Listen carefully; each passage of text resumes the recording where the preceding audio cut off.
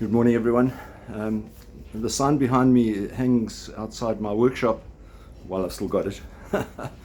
But it calls to mind. I've got a lot of tools in there, and it's important that I know where they are. I think a lot of people may have difficulty finding them apart from me. That's what my man cave, I guess.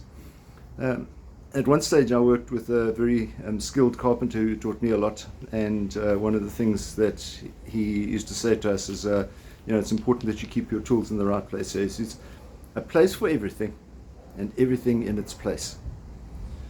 And the other word of wisdom that he gave me, he said, measure twice and cut once.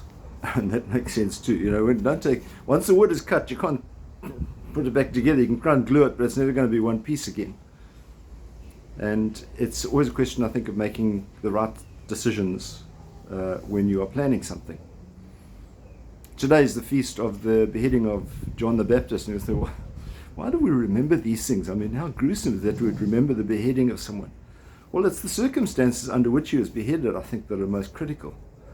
And it was really at the whim of a 12-year-old girl, or at least her mother, that John the Baptist was beheaded. Because Herod had said, oh no, fine, beautiful young girl dancing beautifully and everything like that.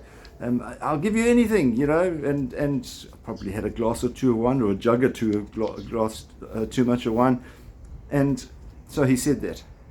And having done that, the little girl went to mother, and mother said, tell him to ask for the head of John the Baptist, because John the Baptist had been very critical of her, not coming from the same background. Herod himself, in fact, ironically, was very fond of John the Baptist. He liked his teachings and could listen to him. But he'd made a promise to the 12-year-old girl. A promise that was made just in a moment of weakness or silliness or drunken stupor, who knows. But rather than actually standing up and say, I've made a mistake, I'm going to fix that now, this is not going to happen, he said, I'll give into it. Just go ahead. And so he had John the Baptist beheaded. And, sometimes I think people do make silly mistakes. They make decisions under strange circumstances.